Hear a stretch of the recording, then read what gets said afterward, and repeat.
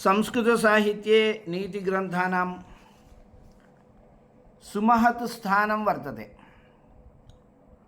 नीतिशास्त्रग्रन्थाः बहवः विरचिताः सन्ति।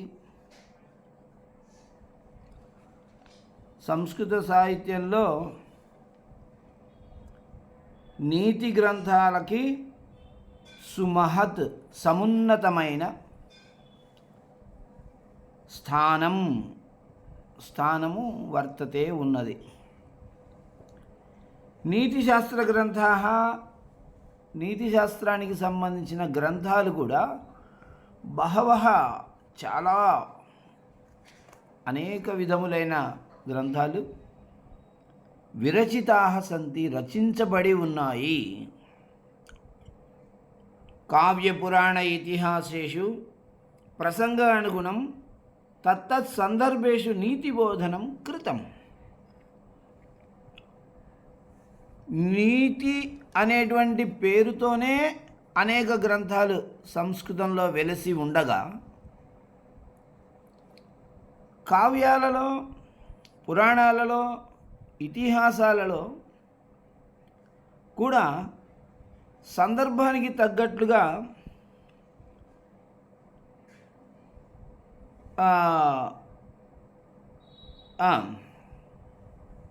తత్తత్ సందర్భేషు ప్రసంగానుగుణం, అది జరుగుతున్నటువంటి వ్యవహారానికి అనుగుణంగా, ప్రసంగ అనుగుణం వ్యవహారానికి అనుగుణంగా తత్తత్ సందర్భేషు ఆయా సందర్భాలలో, సన్నివేశాలలో నీతిబోధనం, నీతిబోధ అనేది కృతం చేయబడినది. కాబట్టి నీతి గ్రంథాः అనేటువంటి పేరుతోనే సంస్కృతంలో గ్రంథాలు దొరుకుతున్నాయి. అవి కాకుండా మళ్ళీ పురాణ ఇతిహాసాలలో కూడా సందర్భానుసారం నీతిబోధ అనేది మనకి దొరుకుతూ ఉంది. మానవీయ మనసః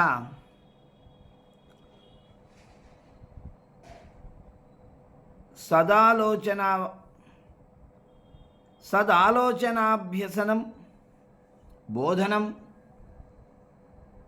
కర్తవ్య నిర్దేశనం చ నీతేః ముఖ్యం లక్ష్యం. నీతి యొక్క ముఖ్యమైన లక్ష్యం ఏంటి? ఎందుకు ఈ నీతి గ్రంథాలని మనం ఆదరించాలి? ఈ నీతి గ్రంథాలు ఎందుకోసము అని అంటే దాని గురించి చెప్తూ, మానవీయ మనస, మానవులకు సంబంధించినటువంటి మనస్సుకి సదాలోచన అభ్యసనం, మంచిని ఆలోచించడం అనే అభ్యాసం చేయించడం. నీతి శ్లోకాలను చదవడం వల్ల మంచి అభ్యాసం అనేది అవుతుంది మనస్సుకి. సదాలోచన, బోధనం, చక్కటి బోధనము, కర్తవ్య నిర్దేశనం, చేయవలసినటువంటి పనిని నిర్దేశించడం, ఉపదేశించడం అనేవి ఇది నీతేః ముఖ్యం లక్ష్యం, నీతి యొక్క ముఖ్యమైనటువంటి లక్షణం. మానవుడు ధార్మిక మార్గము నుండి ప్రక్కకి పోకుండా చేయడమే నీతి యొక్క లక్షణం. మనస్సుకి అన్ని దుర్మార్గపు ఆలోచనలు వస్తుంటాయి, రకరకాలైనటువంటి ఆలోచనలు వస్తాయి. కానీ మనం వాటి వైపు వెళ్ళకూడదు అని మనకు చెప్పేటువంటి గురువు ఒకరు మన దగ్గరే ఉన్నారు. అదే మన బుద్ధి. మన బుద్ధి చెప్తుంది నీ ఆలోచన సరైనది కాదు.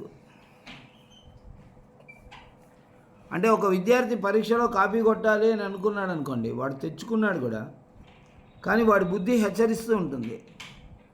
నువ్వు కాపీ బయటికి తీసి నువ్వు రాయడం అనేది మొదలు పెడితే ఇన్విజిలేటర్ చూడొచ్చు, లేదా పక్కవాడు చూసి ఇన్విజిలేటర్ గారికి చెప్పొచ్చు, ఆ తర్వాత వాళ్ళు నిన్ను శిక్షించవచ్చు. కాబట్టి అలాంటి పని చేయకు, తెస్తే తెచ్చావు కానీ నోరు మూసుకొని పరీక్ష రాయి అని వాడికి ఎవరు చెప్తున్నారు? వాడి బుద్ధే చెప్తూ ఉంది వాడికి.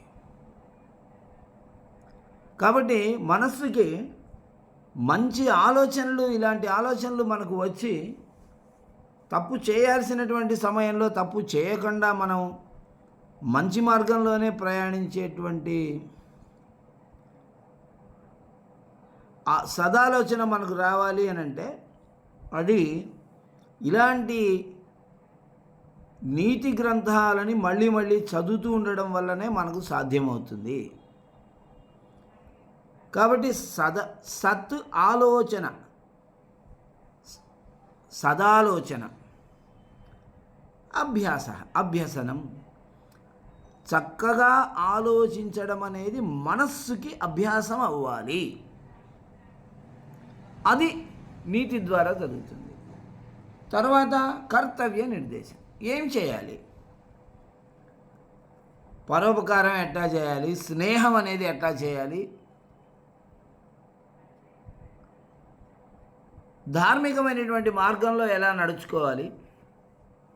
పెద్దల గురించి ఎలా ఆలోచన చేయాలి? చిన్నవాళ్ళ గురించి ఎలా ఆలోచన చేయాలి? దేశం గురించి ఎలా ఆలోచన చేయాలి? శాస్త్రం గురించి ఎలా ఆలోచన చేయాలి? ఇలాంటి అనేక రకాలైనటువంటి విషయాలు. ఈ సబ్జెక్టు మనకు ఎక్కడ దొరుకుతుందండి, మనకు ఎక్కడ దొరకట్లేదు అని అనుకున్నదంతా ఈ నీతి శతకంలో మనకు దొరుకుతుంది. సంస్కృత సాహిత్యే తత్ర తత్ర తైః తైః కవిభిః ప్రసంగవశాత్ కృతం తత్తన్నీతిబోధనం ఆధునిక కళాశాలా విద్యార్థినాం వ్యక్తిత్వ వికాసాయ, ఆత్మవిశ్వాసవర్ధనాయ, నిర్ణయ స్వీకరణాయ, కార్యానుష్ఠానాయ, మానవీయ ప్రమాణానాం అవగమనాయ, అభ్యాసాయ చ బహు ఉపకరోతి ఇతి మత్వా ప్రకీర్ణతయా స్థితాః కేచన శ్లోకాః అత్ర ప్రస్తుతాః. చూడండి, సంస్కృత సాహిత్యంలో తత్ర తత్ర తైః తైః కవిభిః, అక్కడక్కడ ఆయా కవుల చేత, అంటే ఆయా కవుల రకరకాల వివిధ కవుల చేత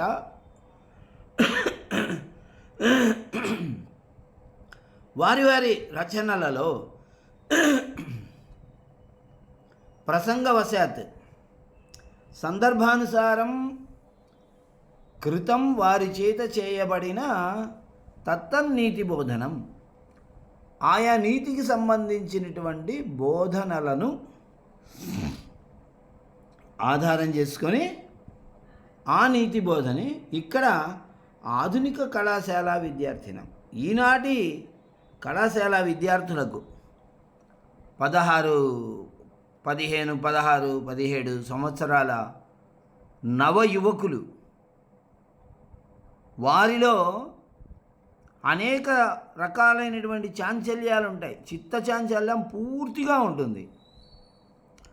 ఇంద్రియాలు అదుపులో ఉండవు, పరిగెడుతూ ఉంటాయి.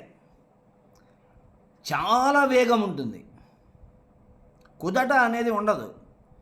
అంటే అలాంటి విద్యార్థులకి ఇలాంటి నీతి బోధ అనేది చాలా అవసరము. వాళ్ళ యొక్క వ్యక్తిత్వ వికాసాయ, వ్యక్తిత్వము వికసించడానికి ఉపయోగపడుతుంది ఈ నీతి బోధ అనేది. వ్యక్తిత్వ వికాసం అంటే ఏమిటి? ఒక నిండుదనము కలిగినటువంటి, నిజాయితీతో నిండినటువంటి, ఆత్మాభిమానంతో కూడినటువంటి వ్యవహారము కలిగి ఉండటం. ఇప్పుడు చూడండి, ఒక తరగతి గదిలో ఉపాధ్యాయుడు లేడు. అటువంటి తరగతి గదిలో పిల్లలందరూ ఒకడి మీద ఒకడు పడుతుంటారు, గట్టిగా అరుచుకుంటుంటారు. వాడిని వీడు కొడతాడు, వీడిని వాడు కొడతాడు, గోలగోల చేస్తూ ఉంటారు. పక్కన ఉన్నటువంటి క్లాసులో ఉపాధ్యాయుడు ఉన్నా కూడా వాళ్ళని పాఠం చెప్పుకొనివారు ఈ తరగతిలో వాళ్ళు. ఇది మనకి నిత్యం కనిపిస్తున్నటువంటి విషయం. అలా ఉన్నటువంటి 50 మందిలో 40 మంది గోల చేస్తున్నప్పటికీ కూడా 10 మంది నిశ్శబ్దంగా కూర్చొని ఏదైనా రాసుకోవడమో చదువుకోవడమో చేస్తుంటారు. అది వ్యక్తిత్వ వికాసం. ఇది మనం చేయదగిన పని కాదు. మనం ఇట్లా గోల్ చేయకూడదు. ఉపాధ్యాయుల అనుమతి లేకుండా మనం బయటికి లోపలికి తిరగకూడదు. ఇలాంటి విషయాలు ఏవైతే మనము మన కళాశాలలో ఇది డిసిప్లిన్ అనే దృష్టితో, క్రమశిక్షణ అనేటువంటి దృష్టితో ఉపాధ్యాయుల అనుమతి లేకుండా ఎక్కడ తిరగకండి, ప్రతిరోజు అన్ని పుస్తకాలు తెచ్చుకోండి, ప్రతిరోజు హోంవర్క్ చేయండి అని మనం చెబుతూ ఉంటాం. ఈ నియమాలను ఎవరైతే ఖచ్చితంగా పాటిస్తూ ఉన్నారో వాళ్ళు వ్యక్తిత్వ వికాసం కలిగిన వారు అని అర్థం. ఏ సందర్భంలో ఎలా ప్రవర్తించాలో తెలిసి ఉన్నటువంటి వారు, ఎవరితో ఎలా మాట్లాడాలి, ఎంత మేరకు మాట్లాడాలి, ఇలాంటి విషయాలు వాళ్ళకి మళ్ళీ మనం ప్రత్యేకంగా బోధించాల్సిన అవసరం లేదు. ఒకరితో బోధించబడవలసిన అవసరం లేకుండానే ఏ విద్యార్థులు అయితే ప్రవర్తిస్తుంటారో వాళ్ళు వ్యక్తిత్వ వికాసం కలవాలి. పెద్దలైనా పిల్లలైనా పెద్దలైనా కూడా, మనమైనా కూడా అటువంటి వ్యక్తిత్వ వికాసము అనేటువంటిది చాలా అవసరమైనది. అది ఇంద్రియాలని అదుపులో ఉంచగలదు. వ్యక్తిత్వ వికాసం కలిగినటువంటి వ్యక్తి ఇంద్రియాలని అదుపులో ఉంచుకొని ఏకాగ్రతతో పని చేయగలడు. ఆత్మవిశ్వాస వర్ధనాయ, ఆత్మవిశ్వాసం, నేను ఈ పని చేయగలను, ఈ విధమైనటువంటి మార్గంలో నేను నడుచుకుంటే ఇలాంటి విజయాన్ని నేను సాధించగలను అనేటువంటి ఒక ఆత్మవిశ్వాసం, ఆత్మ న్యూనతాభావంకి వ్యతిరేకమైనటువంటిది ఆత్మవిశ్వాసం. ఆత్మ న్యూనతాభావం, నేను చేయగలనా, ఈ పని నా వల్ల అవుతుందా, ఏమో, మనం ఇంత కష్టపడి ఇది చేస్తే మనకి అనుకున్నటువంటి విజయాలను సాధించగలమా అనేటువంటి సందేహాలు ఉండటాను ఆత్మ న్యూనతాభావం. ఇది నేను తప్పకుండా సాధించగలను, ఇది నేను చేయగలను, నాకు దీనికి కావలసినటువంటి ఉపాధ్యాయుల మార్గదర్శనం ఉంది, తర్వాత పుస్తకాలు, తల్లిదండ్రుల ప్రోత్సాహము అన్నీ ఉన్నాయి అని వాడు నమ్మినప్పుడు నేను ఈ పని చేయగలను, నేను చేస్తాను అనేటువంటి ఆత్మవిశ్వాసం వాళ్ళలో ఏర్పడుతుంది.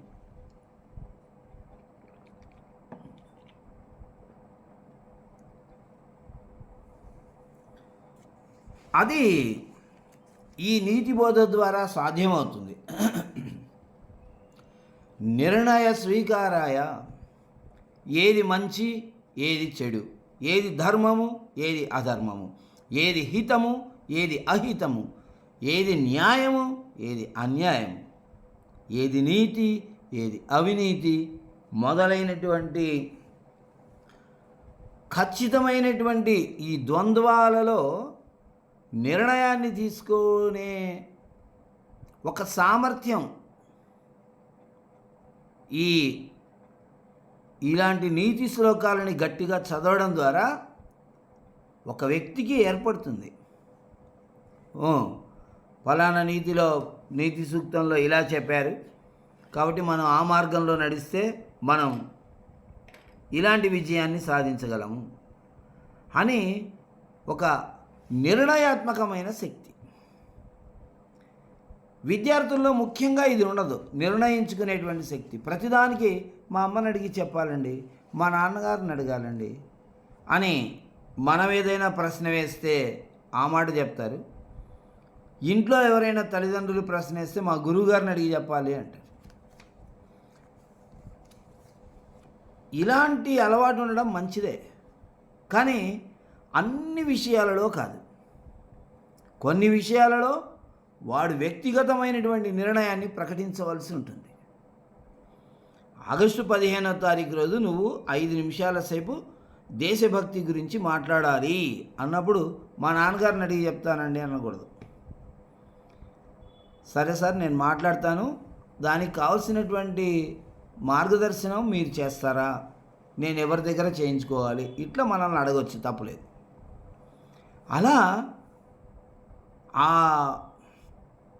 కొన్ని విషయాలలో తాను నిర్ణయం తీసుకునేటువంటి పరిపక్వత ఈ నీతి శ్లోకాలని చక్కగా అధ్యయనం చేయడం ద్వారా దొరుకుతుంది. కార్య అనుష్ఠానం, ఒక పనిని మనం ఎలా చేయాలి, ఎలా చేయకూడదు అనడానికి ఒక పద్ధతి ఉంటుంది. మనం భోజనం చేయాలి అని అంటే కూర్చొని మాత్రమే తినాలి అని చెప్పారు నీతి శాస్త్రకారులు. నిలబడుకొని తినడం, మంచాల మీద కూర్చొని తినడం, ఆసనాల మీద కూర్చొని తినడం కాదు. ఆసనంలో కూర్చొని తినేటువంటి వాళ్ళు రోగిష్ఠులు. ఒక రోగి ఉన్నాడు, ఆయన కింద కూర్చోలేడు కాబట్టి ఆసనంలో కూర్చుంటాడు. ఆరోగ్యవంతుడైనటువంటి వాడు కింద పద్మాసనంలో కూర్చొని ప్రశాంతంగా భోజనం చేయాలి. అది కార్య అనుష్ఠానం, భోజనం చేసే విధానం. కాబట్టి ఇలాంటి విషయాలని మనకెవరు ప్రత్యేకంగా చెప్పరు. నీతి శాస్త్రంలో ఇలాంటి విషయాలన్నీ దొరుకుతాయి మనకి. నీతి శాస్త్రంలో మనం ఏ పని ఎలా చేయాలి, ఎలా చేయకూడదు లాంటివి మనకు దొరుకుతాయి. కాబట్టి కార్యానుష్ఠాన విధానం మనం నేర్చుకుంటాం కాబట్టి చక్కగా మనం చేయొచ్చు. బుద్ధి వికాసము, తర్వాత ఆత్మవిశ్వాస వర్ధనము, తర్వాత నిర్ణయం స్వీకరించేటువంటి అధికారము, కార్యానుష్ఠానం పనిచేసేటువంటి విధానం, మానవీయ ప్రమాణానాం అవగమనాయ, మానవుడు ఏ విధంగా ఆలోచన చేయాలి, పరోపకారము, దయ, సత్యము, నీతి, న్యాయము, పెద్దల మార్గాల్ని అనుసరించడము, శాస్త్రీయమైనటువంటి మార్గంలో మనం వెళ్ళటము, శాస్త్రీయమైన పద్ధతిలో ఆలోచనలు చేయటము, మన యొక్క ప్రవర్తన ఇతరులకి హాని కలిగించకుండా ఉండటము, మన జీవనం ద్వారా మనం 10 మందికి ఉపకారాలను చేయటము, ఇలా అనేక రకాలైనటువంటి విలువలు. ప్రమాణానం అంటే విలువలు. మానవులకు ఒక విలువలు ఉండాలి. కాబట్టి ఏ మానవుడిలో ఇలాంటి విలువలు ఎక్కువగా ఉంటాయో అతడు సమాజంలో ఎక్కువగా గౌరవించబడతాడు. ఎప్పుడో 1888లో జన్మించి 1972లో పరంపదించినటువంటి సర్వేపల్లి రాధాకృష్ణన్ గారిని, అంతకంటే ప్రాచీనుడైనటువంటి బాలగంగాధర తిలక్, మన్యం వీరుడు అల్లూరి సీతారామరాజు, ఇలాంటి వ్యక్తులందరినీ కూడా మనం గుర్తుపెట్టుకొని, అబ్దుల్ కలాం గారు, ఇలాంటి వాళ్ళందరినీ మనం గుర్తుపెట్టుకొని ఇంకా గౌరవించుకుంటున్నాము. వాళ్ళే మన మధ్యలో లేరు, ఒకవేళ ఉన్నా కూడా మనకు అందుబాటులో ఉన్న వ్యక్తులు కాదు అని అంటే వాళ్ళలో ఉన్నటువంటి ఇలాంటి గుణాలు ఏవైతే వాళ్ళలో ఉన్న మానవీయ విలువలు ఉన్నాయో వాటిని దృష్టి పెట్టుకొని ఇంకా మనం గౌరవిస్తున్నాం వాళ్ళని. మన చుట్టూ ఎంతోమంది పెద్ద పెద్ద కోటీశ్వరులు ఉన్నారు, అలాంటి వాళ్ళని మనం గౌరవించట్లేదు. మన ఎదురుగానే వాళ్ళు మన కళ్ళెదురుగానే తిరుగుతున్నా కూడా ఆయన ఒకసారి ఇలా చూసి పక్కవాడితో పెద్ద కోటీశ్వరుడు అని. కానీ ఆయన్ని మనం ఈ విధంగా దండలు వేసి గౌరవించాం. ఈ వ్యక్తుల్ని ఇంకా మనం గుర్తుపెట్టుకున్నాము అని అనడానికి కారణాలు ఇవి. అలాంటి మానవీయ ప్రమాణాలను, విలువలను అవగమనాయ తెలుసుకోవడం కోసం, సత్యానికి ఎంత విలువ ఉన్నది, నిజాయితీకి ఎలాంటి విలువ ఉన్నది, ఇలాంటి విషయాలన్నీ కూడా మనకి ఈ నీతి శాస్త్రం అనేది చెబుతుంది. అవగమనాయ అభ్యాసాయ, వాటిని అర్థం చేసుకోవడము, మళ్ళీ వాటిని మనం అలవాటు చేసుకోవడం, అది ముఖ్యం. ఒక నీతి శ్లోకం మనం చదివినప్పుడు వెంటనే ఏమనిపిస్తుందంటే, నేను ఇలాంటి పరిస్థితిలో ఉన్నానా లేదా, నేను ఇలాంటి పరిస్థితిలో ఉన్నానా అని మనకు వెంటనే మనస్సుకి ఆలోచన. ఆ ఆలోచన వస్తుంది. ఇప్పుడు అర్థాతురాణం నగురు నబంధు శ్లోకం మనం చెప్పుకున్నాం. మనం డబ్బే ప్రధానంగా ప్రవర్తించేటువంటి వాడికి గురువు లేడు, బంధువు లేడు అని అంటే, గురువు బంధువు అని ఆలోచన చేయకుండా వాడు డబ్బు సంపాదనే ప్రధానంగా వాళ్ళ దగ్గర నుంచి కూడా డబ్బు తీసుకుంటాడని అర్థం. ఆ మాట వినగానే మనకేమనిపిస్తుంది? అమ్మయ్య, అలాంటి పరిస్థితిలో నేను లేను, చాలా సంతోషం అనిపిస్తుంది. ఒకవేళ అలాంటి పని ఎప్పుడైనా చేసినట్టు మనకు గుర్తొస్తే, పలానా గురువుగారి దగ్గర నేను ఇలా డబ్బు తీసుకున్నాను, పలానా పెద్దల దగ్గర నేను తీసేసుకున్నాను అనేటువంటిది గుర్తొస్తుంది. అప్పుడు ఈ వాక్యం వినగానే, అరే అప్పుడు అలా చేశాను కదా, మరొకసారి నేను అలా చేయకుండా ఉండాలి అనే ఆలోచన వస్తుంది. కాబట్టి అది అభ్యాసం. మనకి ఈ నీతి అలవాటు అవ్వడం అంటే ఎలా అలవాటు అవుతుంది అంటే, అలాంటి పరిస్థితిలో నేను ఉన్నానా లేదా అని పరిశీలించుకుంటూ దాన్ని మనస్సుకి ఎక్కించుకొని ముందుకు వెళ్ళడం ద్వారా మనకు అది అలవాటు అవుతుంది. అభ్యాసాయచ బహు ఉపకరోతి. ఈ నీతి బోధనం అనేది చాలా ఉపకరిస్తుంది ఇది మత్వా అని ఆలోచించి, ప్రకీర్ణతయ విడివిడిగా ఉన్నటువంటి, ప్రకీర్ణం అంటే భిన్న భిన్న స్థలాలలో ఉన్నటువంటి, ప్రకీర్ణతయ విడివిడిగా స్థితాః ఉన్నటువంటి కేచన శ్లోకాః కొన్ని శ్లోకములు అత్ర ప్రస్తుతాః ఇక్కడ ప్రస్తావించబడినవి, ఇవ్వబడినవి. విద్యార్థినః ఏతాన్ శ్లోకాన్ పఠిత్వా అవగత్య చ దేశకాల పాత్రతాదేహే ఔచిత్యం జానీయురితి ఆశాస్యతే. విద్యార్థులు ఏతాన్ శ్లోకాన్ పఠిత్వా ఈ శ్లోకాలని చదివి, అవగత్య అర్థం చేసుకొని, దేశ కాల పాత్రతాదేహే ఏ ప్రదేశంలో ఎలా ఉండాలి, ఏ కాలంలో మనం ఎలా ఉండాలి, పాత్రత వ్యక్తిత్వం, ఎలాంటి వ్యక్తిత్వాన్ని మనం సంపాదించుకోవాలి. ఇప్పుడు దేశం కాలం అనే పదం ఎందుకు చెప్తున్నారంటే, ఉదాహరణకి చెప్తాను నేను. పళ్ళు తోముకోవడం అనేది మంచి పనే కదా, తప్పేం కాదు కదా. లేదు, సబ్బు పెట్టి మొహం కడుక్కోవడం అనేది మంచి పనే, తప్పేం కాదు. ఎవరైనా చేయొచ్చు ఆ పని. చేస్తే మంచిది, చేయకపోతేనే తప్పు. అలాగని విద్యార్థి కాలేజీకి పేస్టు బ్రష్ తెచ్చుకొని అక్కడ పళ్ళు తోముకుంటున్నారనుకోండి, ఉదయం 8 గంటల సమయంలో, అప్పుడు ఏమంటాం మనం? అది ఆ దేశ, ఆ ప్రదేశము పళ్ళు తోముకోవాల్సిన ప్రదేశం కాదు. కాలహ, ఆ కాలము ఉదయం 8:30 అయింది సమయం, అది ఆ కాలము కాదు. కాబట్టి ఒక పని మనం చేయడానికి నిర్దేశించబడినటువంటి ప్రదేశం ఏదైతే ఉంటుందో ఆ ప్రదేశంలో ఆ పని చేయాలి. ఒక పని మనం చేయడానికి నిర్దేశించబడిన కాలం ఏదైతే ఉంటుందో ఆ కాలంలో మనం ఆ పనిని చేయాలి.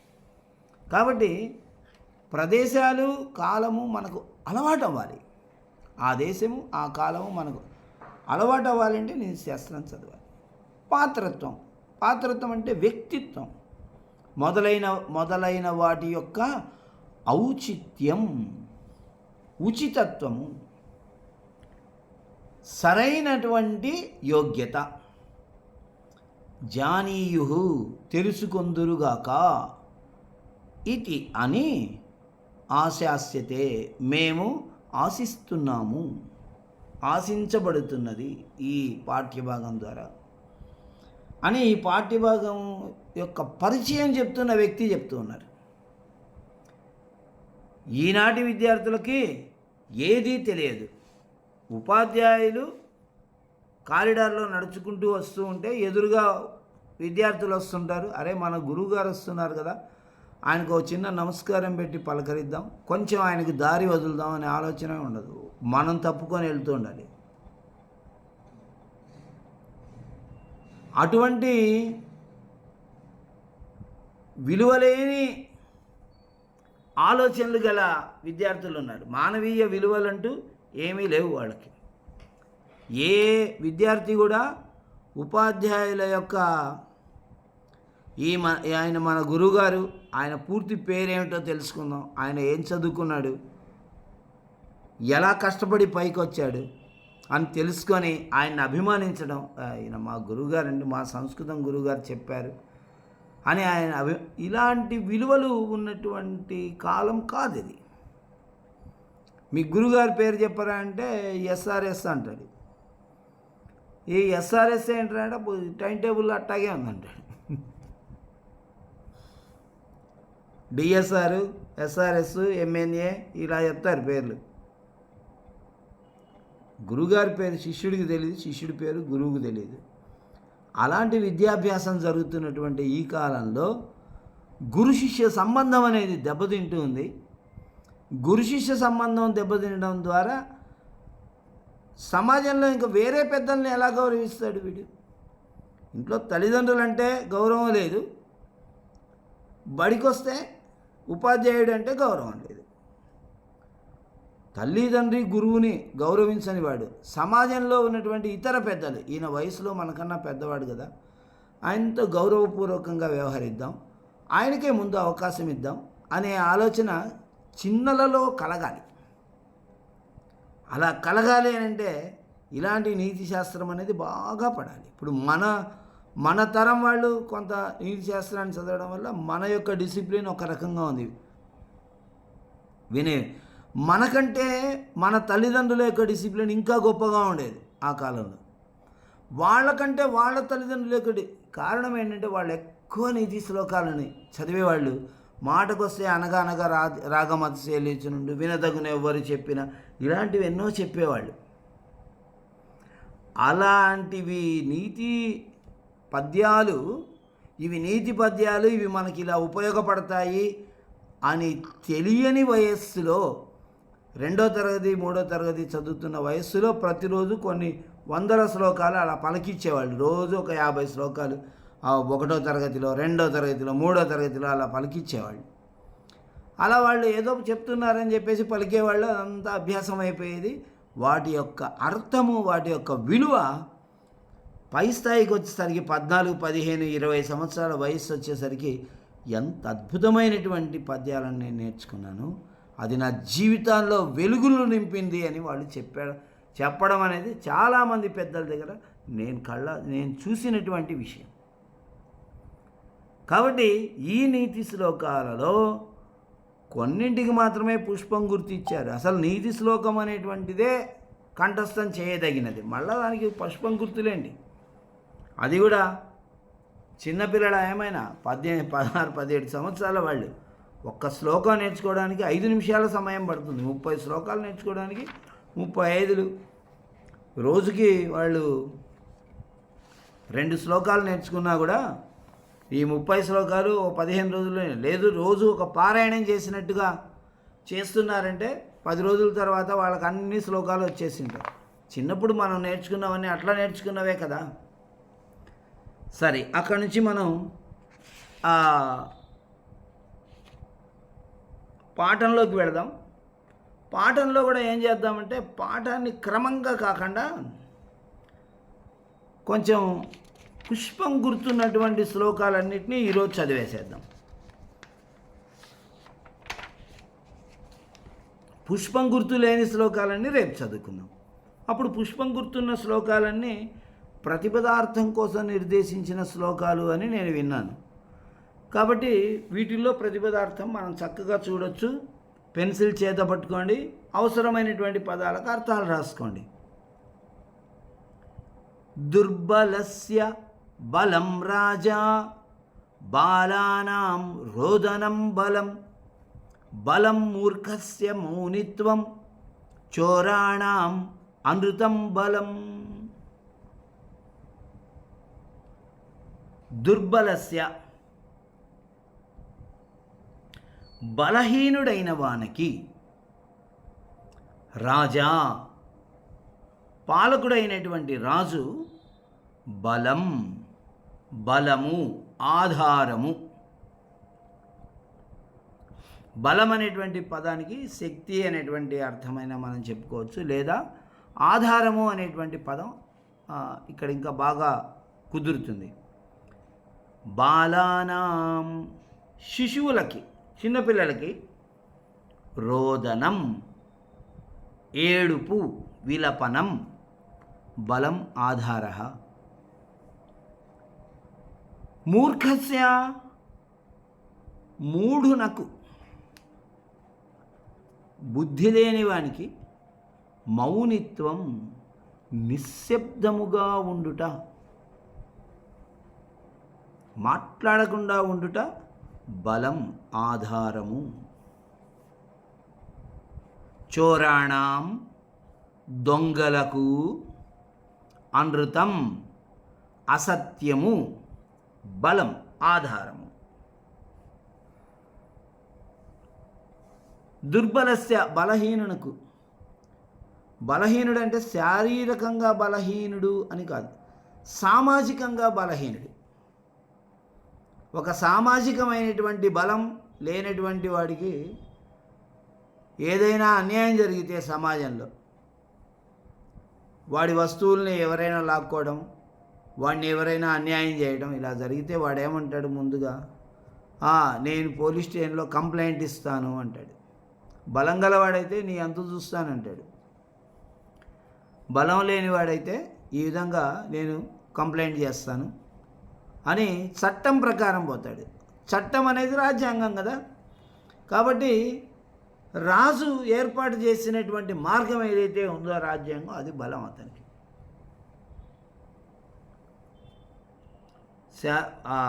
సామాజికమైన బలము లేనటువంటి వ్యక్తికి రాజే బలము. బాలలు, చిన్నపిల్లలు ఉంటారు, వాడు ఎంత చిన్నపిల్లవాడైతే అంత బాగా ఏడుస్తాడు ప్రతిదానికి.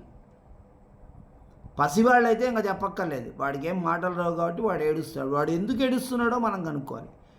వాడికి ఆకలయ్యి ఏడుస్తున్నాడా, వాడికి ఉక్కపోత వల్ల ఏడుస్తున్నాడా, వాడికి ఏమైనా చీమ కుట్టడం వల్ల ఏడుస్తున్నాడా, వాడు నిద్ర పట్టక ఏడుస్తున్నాడా, ఎందుకు మనం ఎత్తుకోమని ఏడుస్తున్నాడా, ఎందుకు ఏడుస్తున్నాడు అనే విషయం పెద్దలుగా మనం గ్రహించి వాడిని ముందు ఏం చేస్తామంటే వెళ్ళి ఎత్తుకుంటాం. ఆ తర్వాత ఆకలిగా ఉందేమో అని పాలు పడతాం. ఆ తర్వాత కడుపు నొప్పిగా ఉందేమో అని కడుపు పైన ఈ ఔషధాన్ని ఏదన్నా రాయడం అట్లాంటివి చేస్తాం. ఈ విధంగా బాలలకి ఏంటంటే మన పనిలో మనం ఉంటాం, కానీ మనం స్పందించి వాడి దగ్గరికి వెళ్ళి వాడికి సేవలు మనం చేయాలి అని అంటే వాడికి మనల్ని పిలవడం తెలియదు. అమ్మ ఇలారా, నాన్న ఇలారా అని పిలవడం తెలియదు వాడికి. వాడు ఏం చేస్తాడు, ఏడుస్తాడు. ఏడోగానే మనం అక్కడ అటెండ్ అవుతాం. ఆ రోదనమే ఆధారం బాలలకి. కాబట్టి అలా ఏడుస్తూ వాడి పనులను పూర్తి చేసుకుంటూ ఎదుగుతాడు పిల్లాడు. వాడిని ఎత్తుకోవాలనిపించింది అనుకోండి ఏడుస్తాడు. మనం వెళ్ళి ఎత్తుకుందాం అనుకోండి హాయిగా ఉంటాడు, ఏమేడవాడు. ఎత్తుకున్నంతసేపు దించగానే మళ్ళీ ఏడుస్తాడు. ఆ విద్య ఒక్కటే తెలుసు వాడికి, ఇంకా వేరే రకంగా మనల్ని చెప్పడం తెలియదు కాబట్టి అది వాడికే. బలం మూర్ఖస్య మౌనిత్వం. మూర్ఖుడైనటువంటి వాడు మౌనంగా ఉండడం వాడికి బలంగా ఉంటుంది, ఆధారంగా ఉంటుంది. 10 మంది మధ్యలో మనకు విషయం తెలియనప్పుడు ఊరుకోవాలి. ఇప్పుడు నేను మీకు ఎన్ని పాఠాలు చెప్తున్నాను. నేను ఒక ఆయుర్వేదీయ కళాశాలకు వెళ్ళాను, అక్కడ పెద్ద చర్చ జరుగుతుంది. కాబట్టి ఆ చర్చ ఏమిటో మనకు తెలియదు. మౌనంగా కూర్చొని వాళ్ళు ఏం చెప్తున్నారో విని అర్థం చేసుకోవడానికి ప్రయత్నం చేయాలి. అంతేగాని ఆయుర్వేదం కదా, ధన్వంతరి మనకు తెలుసు, ఇది తెలుసు అని చెప్పి ఏదో వాళ్ళతో పాటు మాట్లాడాలని ప్రయత్నం చేయకూడదు. చేస్తే మనకి ఏమాత్రం సబ్జెక్ట్ తెలుసు, ఎంత తెలుస్తుంది అందులో అనేటువంటి విషయం వాళ్ళకి అర్థమైపోతుంది. అందులో మనం మూర్ఖుడం అంటే అజ్ఞాని, జ్ఞానం లేనివాడు. ఒక విషయంలో కొంచెం జ్ఞానం ఉంది, మిగతా విషయంలో మనకు అజ్ఞానం ఉంటుంది. కాబట్టి ఏ విషయాలలో మనకు అజ్ఞానం ఉందో ఆయా విషయాల ప్రస్తావన వచ్చినప్పుడు మనం మౌనంగా ఉండటమే మనకు అలంకారంగా ఉంటుంది. ఆ మౌనమే మనకు బలంగా ఉంటుంది. మౌనం కాకుండా మనకు తెలియని విషయాలు కూడా మనం మాట్లాడేయాలి అని అంటే అది అక్కడ మనము బయటపడిపోతాం. చోరాణం, దొంగలకి అనృతం బలం. అసత్యం మాట్లాడడమే వాళ్ళకు ఆధారం. కాబట్టి వాడిని ఏమైనా అడిగితే అన్నీ అబద్ధాలే చెప్తాడు. ఒకదానికొకటి గొలుసు కట్టు అబద్ధాలు. వాళ్ళు చెప్పే అబద్ధాలు కూడా మనల్ని నమ్మేటట్టుగా ఉంటాయి. అంటే మనము నిత్య జీవితంలో అబద్ధం అనేది ఆడకూడదు. అబద్ధం ఆడామా దొంగలం అయిపోతాం. ఇక్కడ చెప్తున్నారు నీతికారుడు. ఏదైనా సందర్భంలో అబద్ధం ఆడాల్సిన సందర్భం కూడా వస్తుంది, కానీ చాలా పెద్ద ప్రయోజనం ఉంటేనే అబద్ధం ఆడమని మనకు నీతి శాస్త్రం చెప్తుంది. ఆపద్ధర్మంలో అబద్ధం ఆడు. నువ్వు చెప్పినటువంటి అబద్ధం వల్ల ఒకరి ప్రాణాలు నిలబడ్డమో లేకపోతే ఒకరికి ఏదైనా గొప్ప ప్రయోజనం జరగటమో అలాంటిది ఉంటే అప్పుడు అబద్ధం ఆడాలి. అంతేగాని చీటికి మాటికి ఏదో 10 నిమిషాలు ఆలస్యంగా కాలేజీకి వెళ్ళి ఏమంటే బండి పంచర్ అయిందండి అందుకని ఆలస్యంగా వచ్చానని అలాంటి అబద్ధాలు చెప్పకూడదు. ట్రాఫిక్ జామ్ అయిందండి, అవ్వకపోయినా సార్ ఈరోజు నేను ఆలస్యంగా వచ్చాను క్షమించండి అని మనమే ఒప్పేసుకున్నాం అనుకోండి, ఎంత తృప్తిగా ఉంటుందో మనస్సుకి. కాబట్టి అలా అబద్ధం ఆడడం అనేది దొంగల యొక్క లక్షణము అని ఇక్కడ చెప్తున్నాడు. కాబట్టి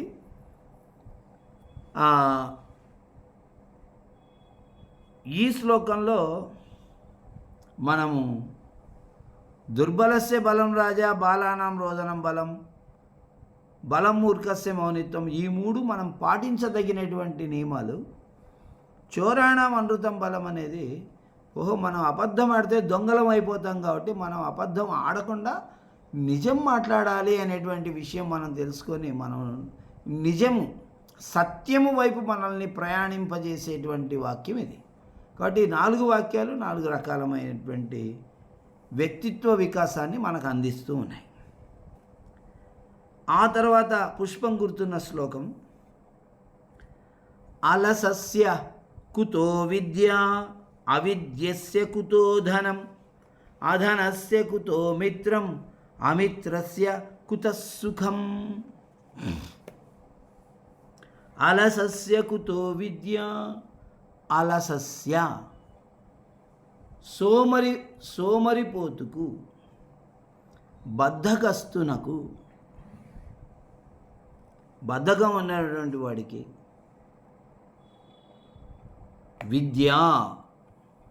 విద్య అనేది కుతః ఎక్కడి నుండి అలవాటవుతుంది, వస్తుంది అనే క్రియాపదం మనం అక్కడ కలుపుకోవాలి. కుతః ఎక్కడి నుండి అంటే ఎక్కడి నుండి వస్తుంది. అవిద్యస్య విద్య లేనివానికి ధనం సంపద కుతః ఎక్కడి నుండి వస్తుంది. అధనస్య ధనము లేనివానికి మిత్రం మిత్రుడు స్నేహితుడు బంధువు కుతః ఎక్కడి నుండి వస్తాడు. అమిత్రస్య మిత్రులు లేనివాడికి సుఖం సౌఖ్యము కుతః ఎక్కడి నుండి వస్తుంది. 4 విషయాలు చెప్పారు. అయితే ఈ 4 విషయాలకి గొలుసు కట్టుంది. బద్ధకస్తునికి విద్య రాదు, విద్య రాకపోతే వాడు అవిద్యావంతుడు అవుతాడు. అవిద్యావంతుడికి సంపాదన ఉండదు, సంపద ఉండదు. సంపద లేని వాడికి మిత్రులు ఉండరు, మిత్రులు లేని వాడికి సుఖం ఉండదు అనే సామాజికమైన సత్యాన్ని తెలిపేటువంటి శ్లోకం ఇది. చూడండి, బద్ధకస్తుడు పగలు నిద్రపోతాడు, రాత్రి నిద్రపోతాడు, లేదా రాత్రి మేల్కుంటాడు, ఉదయం 8 గంటలకు నిద్రలేస్తాడు. ఆ తర్వాత ఎప్పుడూ ఏదో సినిమా చూసుకుంటూ క్రికెట్ ఆడుకుంటూ ఇలా కాలం గడిపేస్తుంటాడు. అలాంటి వాడికి విద్యాభ్యాసం అనేది ఎలా జరుగుతుంది? విద్య అనేది అభావే పంచచింతనం. అభావే అంటే కనీసము 5 సార్లు చింతనం చదవడం అనేది చేయాలి. ఒక విషయాన్ని కనీసం 5 సార్లు అంటే అసలు ఎన్నిసార్లు చదవాలో చూడండి. ఎప్పటి నుంచి ఎప్పటి వరకు? గురువుగారు ఎదురుగా కూర్చొని పాఠం విన్న దగ్గర నుంచి మళ్ళీ గురువుగారి దర్శనం కలిగే లోపల కనీసం 5 సార్లు చదవాలి ఆ పాఠాన్ని. అంటే ఈరోజు సంస్కృతం పీరియడ్ ఉంది, 3వ పీరియడ్, మళ్ళీ రేపు 3వ పీరియడ్, అంటే 24 గంటల సమయం ఉంది. ఈ 24 గంటల సమయంలో చెప్పిన పాఠాన్ని కనీసం 5 సార్లు చదువుకొని రావాలి. శాస్త్రం చెప్తున్న మాట ఇది. కనీసం 5 సార్లు అని అంటే ఎక్కువ ఎన్నిసార్లు ఉండే? మినిమం, కనీసం అభావే మినిమం అనమాట. మ్యాక్సిమం ఎన్నిసార్లు అనేది చెప్పలేదు, అధికాధికం ఎన్నిసార్లు అనేది. కాబట్టి చేస్తున్నది చదవడం కాదు, విద్యాభ్యాసం, రీడింగ్ కాదు, స్టడీ. స్టడీకి రీడింగ్కి తేడా ఏంటి? రీడింగ్ అంటే కేవలం చదవడం. న్యూస్ పేపర్ని చదువుతాం, న్యూస్ పేపర్ని అధ్యయనం చేయం. చదువు, అధ్యయనం. చదవడం అంటే ఊరికే చదువుతాం, వెళ్తూ ఉంటాం, బస్సు కనపడుతుంది, బస్సు పేరు చదివేస్తాం. మెడికల్ స్టోరు అట్లా పక్కన బోర్డులు కనపడుతుంటాయి, అవన్నీ చదువుకుంటూ వెళ్ళిపోతాం. అవన్నీ అధ్యయనం చేయం. అధ్యయనం అంటే మనకి పట్టుబడేంత వరకు దాన్ని నేర్చుకోవడం, అది అధ్యయనం. అలా చేయగలిగినటువంటి వాడు అలసత్వం లేనివాడు అని అర్థం. నిన్న చెప్పిన పాఠం ఈరోజు నేర్చుకోకుండా వచ్చాడంటే వాడు సోమరిపోతు అని అర్థం. నిన్న చెప్పినటువంటి పాఠం ఈరోజు హోంవర్క్ చేయకుండా వచ్చాడంటే వాడు సోమరిపోతు అని. అలాంటి సోమరిపోతుకి విద్య అనేది ఎలా వస్తుంది? ఎక్కడి నుండి వస్తుంది? విద్య లేనటువంటి వాడికి ధన సంపాదన అనేది ఉండదు. ఏదో ఒక విద్య ఉండాలి వాడి దగ్గర. ఆ విద్యనే వాడికి సమాజంలో ఒక స్థాయిని ఏర్పాటు చేస్తుంది.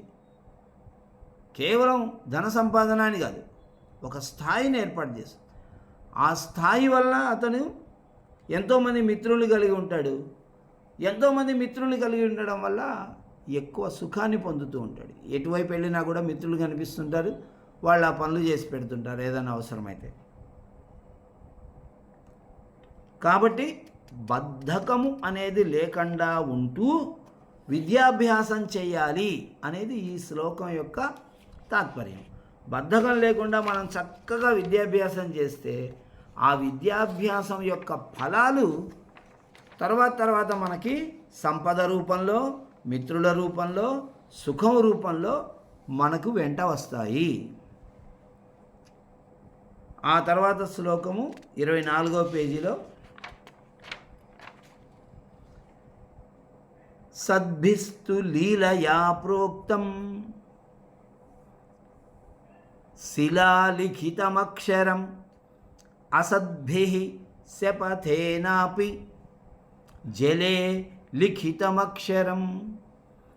సద్భిస్తు లీలయా ప్రోక్తం, సద్భిః సజ్జనుల చేత, లీలయా వినోదముగా, క్రీడగా, ఆటగా లేక వినోదముగా, ప్రోక్తం చెప్పబడినది, శిలాలిఖితం రాతిపైన చెక్కబడిన అక్షరం, అక్షరము వంటిది. రాతిపైన చెక్కబడిన అక్షరము. అసద్భిః సజ్జనులు కానివారు దుర్జనుల చేత శపథేన ప్రమాణము చేసైనా, శపథేనాపి ప్రమాణము ద్వారానైనా ప్రోక్తం చెప్పబడినది జలే నీటి యందు లిఖితం రాయబడిన అక్షరము. ఒక రాతి మీద మనం అక్షరాలను చెక్కామనుకోండి, స్థిరంగా ఉండిపోతాయి. వర్షం వచ్చినా చెదిరిపోదు, దాన్ని ఎవరైనా చెడపాలని ప్రయత్నం చేసినా చెదిరిపోదు. సజ్జనులు సరదాగా చెప్పినటువంటి మాట, లీలయ అంటే సరదాగా, వినోదం కోసం ఏదైనా చెప్పినా కూడా వాళ్ళు అసత్యం ఆడరు. వాళ్ళు చెప్పినటువంటి విషయం ఏదైతే ఉందో అది ఒక రాతి మీద చెక్కినటువంటి విషయంలాగా శాశ్వతంగా ఉండిపోతుంది. దుర్జనుల చేత చెప్పబడినటువంటి మాట వాళ్ళు ప్రమాణం చేసి చెప్పినా కూడా, ఇదేమండి అమ్మ మీద ఒట్టండి, వాడి మీద ఒట్టండి, దేవుడి మీద ఒట్టండి, ఇలా చెప్పినా కూడా అది జలే లిఖితం అక్షరం, నీళ్ళల్లో రాసిన రాత లాంటిది. నీళ్ళల్లో రాసిన రాత మనకు అప్పుడే కనపడుతుంది, కొంతసేపు ఉండి ఆ తర్వాత పోతుంది, లాంటిది కూడా కాదు కదా. నీళ్ళల్లో రాసిండేది అప్పుడే, ఆ సమయంలోనే మనకు కనపడదు. ఏ సమయంలో రాస్తూ ఉన్నామో అప్పుడే వాళ్ళు ఏం రాస్తున్నారో మనం కనుక్కోలేము. అలా సజ్జనులు ఏం చెప్తున్నారో మనం తెలుసుకోలేము. శ్రీరాముడిలో ఈ లక్షణాన్ని వర్ణిస్తారు మనకు రామాయణంలో. శ్రీరాముడు పరాచికాలు ఆడడం కోసం కూడా ఎప్పుడూ అబద్ధం ఆడేవాడు కాదట. ఎవరినైనా ఆట పట్టించడం కోసం కూడా అబద్ధం చెప్పేవాడు కాదట. చిన్నతనంలో అలాంటి లక్షణాలు కలిగినటువంటి వాడు. కాబట్టి ఆయన చెప్పేటువంటి మాట అంత స్థిరంగా ఉండేది. ఆయన సరదా కోసం ఏదైనా చెప్పినా కూడా అది ఒక స్థిరత్వాన్ని రూపొందించుకొని ఉండేది. ఆ లక్షణమే మనకి ఈ నీతి శ్లోకంలో చెప్పారు. ఆ తర్వాత శ్లోకాన్ని చూద్దాం. ఉదయే సవితా రక్తః రక్తశ్చాస్తమయే తథా సంపత్తౌ చ విపత్తౌ చ మహతాం ఏకరూపతా. ఉదయే సవితా రక్తః, సవిత సూర్యుడు. సవితా సూర్యుడు ఉదయే, ఉదయించే సమయంలో రక్తః ఎర్రగా ఉంటాడు.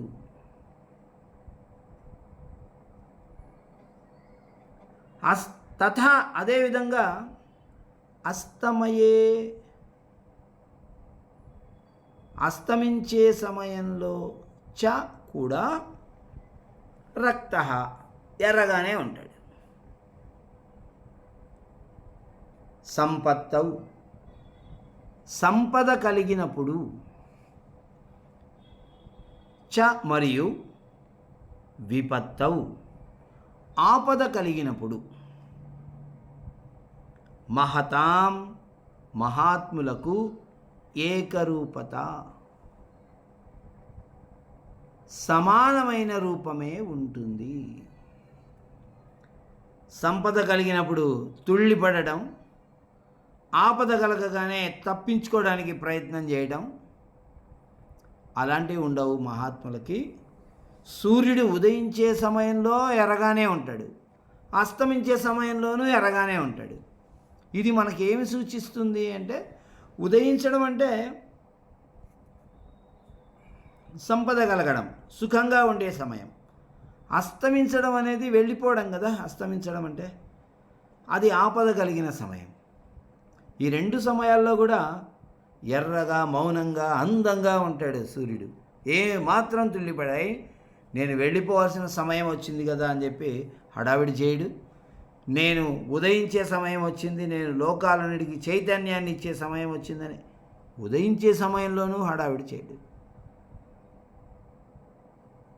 భగవద్గీతలో కూడా స్వామి ఈ విషయాన్నే చెప్పాడు.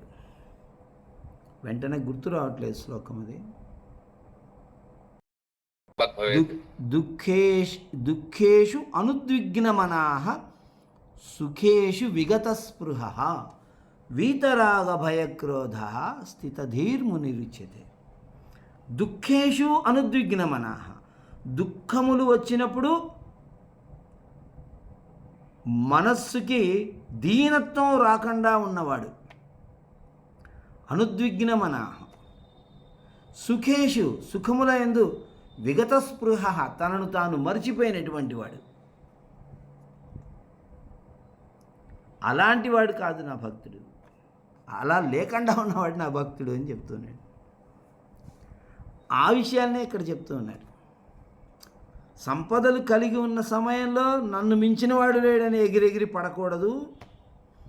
ఆపదలు కలిగినప్పుడు అమ్మ నాకు ఆపద వచ్చింది, మీరు సాయం చేయండి, మీరు సాయం చేయండి, ఏంటి మీరు సహాయం చేయరు, చేయాల్సిన బాధ్యత ఉంది కదా అని అందరి మీద ఏడవడం.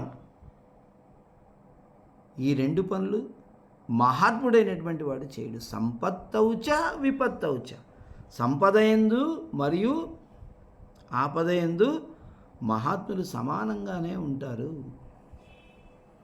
అలాంటిది స్థితప్రజ్ఞత అంటే, అది వ్యక్తిత్వం అంటే, వ్యక్తిత్వ వికాసం అంటే అది. వేరే వాళ్ళకు దుఃఖం వస్తేనేమో వీళ్ళు బాధపడతారు, తనకి దుఃఖం వస్తేనేమో ఎవ్వరితో చెప్పకుండా తన దుఃఖాన్ని తానే చక్కగా అనుభవిస్తాడా, ఈ దుఃఖాన్ని నేను అనుభవించాలి. రామకృష్ణ పరమహంస, ఆయనకి వీపు మీద ఇంత పెద్ద గడ్డ వచ్చింది. అది చాలా వేధిస్తూ ఉంది, బాగా ఇబ్బంది పెట్టేది ఆయన్ని. ఏమంటే మీరు ఇలా ఇబ్బంది పడుతూ కూడా దానికి వైద్యం చేయించారు, ఏం చేయండి కానీ ఇద్దరు, అది అలా వచ్చింది కదా, కానీ భగవంతుడు అనుభవించవయ్యా అని ఇచ్చాడు, అనుభవిద్దాం, భగవంతుడు ఇచ్చిండేదే కదా. సుఖమైన దుఃఖమైన భగవంతుడు ఇచ్చిండేదే కదా. సుఖం ఇచ్చినప్పుడు భగవంతుడిని మనం ఇది వద్దు అని అనుకోలేదు కదా, దుఃఖం ఇచ్చినప్పుడు ఇది వద్దని ఎందుకు అనుకోవాలి. కాబట్టి సుఖవాగలి బహు దుఃఖవాగలి సఖనీ నాగిరు పాండురంగ. కన్నడ కీర్తనలలో చెప్పారు, సుఖమైన దుఃఖమైన నేను అనుభవిస్తాను. సుఖవాగలి బహు దుఃఖవాగలి, చాలా దుఃఖం వచ్చి పడినా సరే నేను అనుభవిస్తాను. కానీ నాకేం కావాలి, సఖనీ నాగిరు, నువ్వు నా సఖుడువై ఉండాలి. నీ తోడు అనేది నాకు ఉంటే నేను సుఖాన్నైనా అనుభవిస్తాను ఆనందంగా, దుఃఖాన్ని కూడా నేను ఆనందంగా అనుభవిస్తాను. కాబట్టి అటువంటి ఒక మానసిక పరిపక్వత అనేది మనం తెచ్చుకోవాలి. అంటే విద్యార్థులకు ఇది చాలా అవసరమైనటువంటి విషయం. ప్రతిదాన్ని వాళ్ళు ప్రయత్నం చేస్తారు, వాళ్ళకు అపజయం ఎదురైతే తట్టుకోలేరు. అమ్మో నేను ఇది అయిపోయానని చెప్పి వాడిని తిడతారు, వీడిని తిడతారు, ఎవరెవరిని తిడతారు, తల్లిని తిడతారు, తండ్రిని తిడతారు, పాఠం చెప్పిన గురువుని ఆయన సరిగా కోచింగ్ ఇవ్వలేదు అందుకని నేను తప్పానంటాడు. నేను సరిగా ప్రిపేర్ అవ్వలేదని అన్నాడు. ఎప్పుడే కానీ మానసిక లక్షణాలు ఏంటంటే, ఏదైనా తనకి ఇబ్బంది వచ్చినప్పుడు ఎదటివారి వల్ల ఇది వచ్చింది, ఎదటివారి వల్ల జరిగింది అని, తన వల్ల జరిగింది అని అనుకోడు. కాబట్టి అందరి మీద తప్పులు వేసేస్తుంటాడు. అంటే ఒక పరిపక్వత అనేది రావాలి అని అంటే ఇలాంటివి సాధన చేయాలి వాళ్ళు.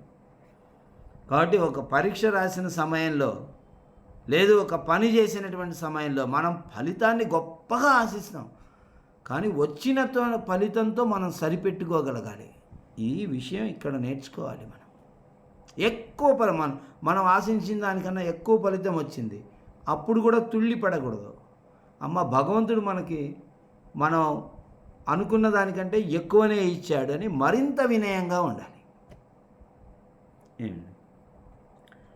తర్వాత శ్లోకం 19వ శ్లోకం. అష్టాదశ పురాణానాం సారం వ్యాసేన కీర్తితం పరోపకార పుణ్యాయ పాపాయ పరపీడనం. అష్టాదశ పురాణానాం 18 పురాణముల యొక్క సారాంశము వ్యాసేన వ్యాసమహర్షి చేత కీర్తితం చెప్పబడినది.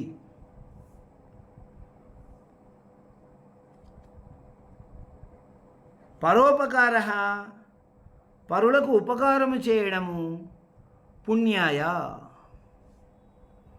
పుణ్యమునిస్తుంది. పుణ్యము కొరకు అంటే పుణ్యమునిస్తుంది అని అర్థం. పరపీడనం ఇతరులను వేధించడము, ఇతరులను బాధ పెట్టడము పాపాయ పాపమునకు దారితీస్తుంది. పుణ్యాయ పుణ్యమునకు దారితీస్తుంది, పాపాయ పాపమునకు దారితీస్తుంది. ఏమంటే 18 పురాణాలు చదవాలా నేను? ఒక్కొక్క పురాణంలో 18,000, 24,000, 22,000, 54,000 అలా ఉన్నాయి శ్లోకాలు. ఒక భాగవతం తీసుకుంటే 18,000 శ్లోకాలు ఉన్నాయి. ఒక అగ్ని పురాణం తీసుకుంటే 16,000 శ్లోకాలు ఉన్నాయి. అన్ని వేల శ్లోకాలు కలిగినటువంటి పురాణాన్ని మనం ఎప్పుడు చదవాలి? అలా 18 పురాణాలు ఎప్పుడు చదవాలి? అందులో ఏమేమి సబ్జెక్ట్ ఉంది ఏమిటి అంటే ఇక్కడ చెప్తున్నాడు ఈ శ్లోకంలో. ఏమంటే వ్యాస మహర్షి ఏం చెప్పాడంటే 18 పురాణాలు రాసిన తర్వాత ఏమయ్యా పురాణాల్లో ఏముంది అంటే దాని యొక్క సారాంశం చిన్నగా చెప్పాడు. శ్లోకార్థేన శ్లోకంలో సగభాగంతోనే చెప్పేశాడు. ఏంటదంటే పరోపకార పుణ్యాయ పరులకు ఉపకారం చేయి పుణ్యం సంపాదించుకో. ఇతరులకు నీవు హాని కలిగే పనులు చేసావంటే నువ్వు పాపాన్ని సంపాదించుకుంటావు. ఇదే చిన్న మాటలో చెప్పేశాడండి. చూడండి, ఇది మనకి విద్యార్థికి ఎంత లోతైనటువంటి ఆలోచనను కలిగిస్తుంది. పరులకు ఇక్కడేది మతానికి సంబంధించినటువంటి వ్యవహారం ఏది లేదు. అందరికీ మానవుడికి సంబంధించినటువంటి వ్యవహారం. మానవీయ విలువలు ఇందులో చెప్పబడుతున్నాయి. సత్యము, దయ, అహింస, నీతి, న్యాయము ఇవి మానవుడికి అవసరమైనటువంటివి. మతానికి అవసరమైనటువంటి విలువలు కావు ఇవి, మానవుడికి అవసరమైన విలువలు. కాబట్టి పరోపకారం చేసేటువంటి లక్షణం మనలో ఉండటమే మనకు పుణ్యాన్ని సంపాదించి పెడుతుంది. అది లేకపోతే పక్కవాడిని వేధించడం, పక్కవాడిని బాధ పెట్టడం, పక్కవాడిని గురించి ఆలోచన చేయకుండా వీడు పనులు చేసుకోవడం, ఇలా చేయడం ద్వారా పాపాన్ని మూటగట్టుకుంటాడు. కాబట్టి మానవుడు పరోపకారి అయి జీవించాలి అనేటువంటి అంశాన్ని, పరోపకారం యొక్క గొప్పతనాన్ని, ముఖ్యంగా పరోపకారం యొక్క గొప్పతనం ఎంత శ్రేష్టమైనది అనే విషయం. రెండోది, పరులను పీడించడం, ఒక వ్యక్తిని బాధ పెట్టడం అనేది ఆ మానసికంగా కానీ శారీరకంగా కానీ ఇంకో రకంగా కానీ వేధించడం అనేది ఎంత నీచమైనటువంటి కృత్యం అనేది ఇక్కడ తెలుస్తుంది. ఇప్పుడు చూడండి, ఒక పల్లెటూరికి ఒక 16 ఏళ్ళ అబ్బాయి వెళ్ళాడు అనుకుందాం. ఆ పల్లెటూరులో ఉన్నటువంటి 10, 18, 19 సంవత్సరాల అబ్బాయిని ఇతను అడిగాడు, ఏమంటే పలానా చోటుకి వెళ్ళాలి, నేను ఎలా వెళ్ళాలి అని అంటే, నేను చూపిస్తాను. వాడు పని మానుకొని తీసుకొని వచ్చి ఇల్లు చూపించేసి వెళ్తారు. పల్లెటూరులోకి వచ్చి ప్రవేశించినటువంటి కొత్త వాళ్ళకి ఆ పల్లెటూరులో ఉన్నటువంటి వాళ్ళు చాలా సహాయం చేస్తారు. ఒకడు చేయలేని పరిస్థితిలో వాడు ఉంటే మౌనంగానైనా ఉండిపోతారు, కానీ అపకారం అయితే చేయరు. వీడు కొత్తగా వచ్చాడని వాడిని వేధించరు. అది ఒక కళాశాలలోకి ప్రవేశించినటువంటి కొత్త విద్యార్థిని పాత విద్యార్థులు వేధిస్తారు. దాన్నే ర్యాగింగ్ అంటున్నారు. ఎంత దుర్మార్గమైన పని అది. ఆ ర్యాగింగ్ యొక్క భయం వల్ల చాలామంది విద్యార్థులు చదువును వదిలిపెట్టారు, కొంతమంది ప్రాణాలే వదిలిపెట్టారు. తల్లిదండ్రులకు చెప్పుకోలేరు, పెద్దలకు చెప్పుకోలేరు ఎవరు. అలాంటి దుర్మార్గమైన ర్యాగింగులు జరుగుతున్నాయి. చాలామంది ఆడపిల్లల్ని తల్లిదండ్రులు బడికి ఆ కాలేజీకి పంపించాలంటే భయపడుతున్నారు, ర్యాగింగులు ఉంటాయేమో అని. ఇప్పుడున్నటువంటి కళాశాలలో అంతా కూడా మేము ర్యాగింగ్ చేయము, చేస్తే చట్ట పరిధిలో ఉన్నటువంటి ఎలాంటి శిక్షకైనా మేము అర్హులమని చెప్పి అఫిడవిట్ తీసుకుంటున్నారు. భారతదేశంలో ఉన్నటువంటి కళాశాలల పరిస్థితి ఇది. పరపీడనం, ఇతరులను వేధించడం అనేది ఒక సరదాన, ఒక రాక్షస కృత్యం అది. కాబట్టి పరోపకారం వీడు చేయకపోయినా పర్లేదు, పరపీడనం అనేది ఎంత దుర్మార్గమైందో ఈ సందర్భంగా వాడికి మనం చెప్పాలి. అలాంటి మనస్తత్వం మనం కలిగి ఉండకూడదు. ఒకరు హింస పడుతూ ఉంటే చూసి ఆనందించడం అనేటువంటిది రాక్షస కృత్యము. అది మానవుడికి ఎట్టి పరిస్థితుల్లో అలవాటు అవ్వకూడదు, ఎక్కడా అలవాటు అవ్వకూడదు, ఇంట కానీ బయట కానీ. ఇది ముఖ్యంగా మనం చెప్పవలసినటువంటి విషయం ఈ శ్లోకం ద్వారా. తర్వాత శ్లోకంలోకి వెళదాం మనం. తర్వాత శ్లోకం 25వ పేజీలో 25వ శ్లోకం. క్షణశః కణసశ్చైవ విద్యాం అర్థం చ సాధయేత్. క్షణే నష్టే కుతో విద్యా, కణే నష్టే కుతో ధనం. క్షణశః క్షణక్షణము లెక్కగా,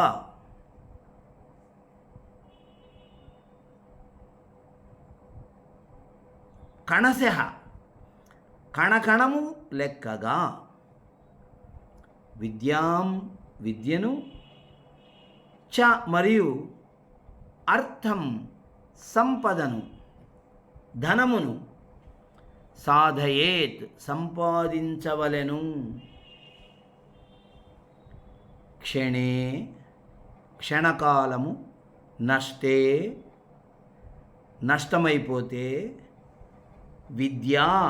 విద్య అనేది కుతః ఎలా వస్తుంది, ఎటు నుంచి వస్తుంది, ఎందుకు వస్తుంది అని కూడా చెప్పచ్చు. కుతః అనేదానికి ఎటు నుండి అని ఒక అర్థము, ఎందుకు అని ఒక అర్థము.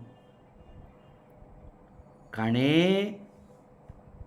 కణము, బీజము, నష్టే నష్టమైనచో, ధనం డబ్బు, కుతః ఎక్కడి నుండి వస్తుంది.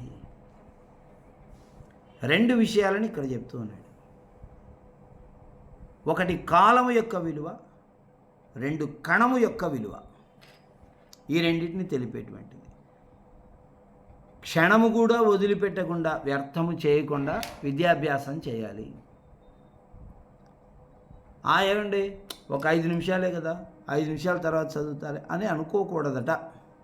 ఎందుకంటే 5 నిమిషాల సమయంలో మనసు మారిపోవచ్చు, వేరే పని ఏర్పడవచ్చు. కాబట్టి 8 గంటలకి చదవడం మొదలు పెట్టాలి అనుకున్నవాడు 8కి చదవడం మొదలు పెట్టేయాల్సిందే. ఎందుకంటే ఒక్క క్షణం దాటిపోయినా కూడా ఆ క్షణం మళ్ళీ మనకు లభించదు. క్షణే నష్టే, క్షణకాలము నశించిపోతే మళ్ళీ మనకు ఆ క్షణకాలం అనేది దొరకదు. అలా దొరకనప్పుడు విద్యాభ్యాసము చేసేటువంటి సమయం తగ్గిపోలేదండి. 1.5 సేపు చదవాల్సిన చోట గంటే చదివామని అంటే కొంత విషయాన్ని మనం వదిలేసుకున్నట్లే కదా. ధన సంపాదన చేసే సమయంలో ఒక వ్యాపారి ఉన్నాడు, బియ్యం వ్యాపారం చేస్తున్నాడు అనుకోండి. కణములు, బియ్యాలంటే కణం కణం కణం కణం కలిపితే బియ్యం. ఆ కింద పోయాయంటే ఒక 4 కణాలే కదా కింద పోయింది, పోతే పోయినాయిలే అని అనుకోకూడదు. ఆ 4 గింజలను కూడా కింద పడనివ్వకుండా, వ్యర్థము కానివ్వకుండా చూసుకొని కాపాడుకోవాలి. అలా ఒక్కొక్క కణం కలిస్తేనే 1 కిలో అవుతాయి. అలా ఒక్కొక్క కణం కలిస్తేనే 50 కిలోలు అవుతాయి. 50 కిలోల బియ్యం అయినా కూడా ఒక్కొక్క కణమే కదా. కాబట్టి ఒక్క కణాన్ని కూడా వదిలిపెట్టకుండా దాన్ని మనం సార్థకం చేయాలి. వ్యాపారి అని కాదు, మనమైనా కూడా ఇంటి దగ్గర ఒక్క కణాన్ని కూడా వదిలిపెట్టకూడదు. వదిలిపెట్టకుండా మనము మన యొక్క ధనాన్ని సార్థకం చేసుకోవాలి. కుతోధనం అంటే ధనం ఎక్కడి నుంచి వస్తుందో మనం సార్థకం చేసుకోవాలి. పెళ్ళిళ్ళలో, పేరెంటాళ్ళలో, అక్కడ పార్టీలలో చూడండి, ఏం తినరు, అందరూ క్యాటరింగ్ పెడతారు, రకరకాల పదార్థాలు, తినేది ఇంత, పడేసేది ఇంత.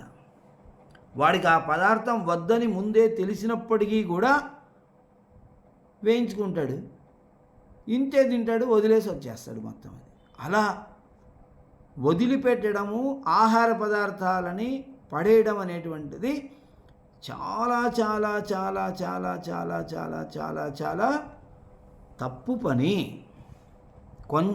ఒక్క చాలా కాదు, చాలా చాలా అని 100 సార్లు అనాలి. అంత పెద్ద నీచమైన పని ఆహార పదార్థాలని వ్యర్థం చేయడం అనేటువంటిది. ఒక్క మెతుకు ఆహారాన్ని వదిలేస్తే ఆ ఒక్క మెతుకు ఆహారాన్ని వ్యర్థం చేసినందుకు గాను ఒక్క జన్మ ఎత్తవలసి ఉంటుంది మనం.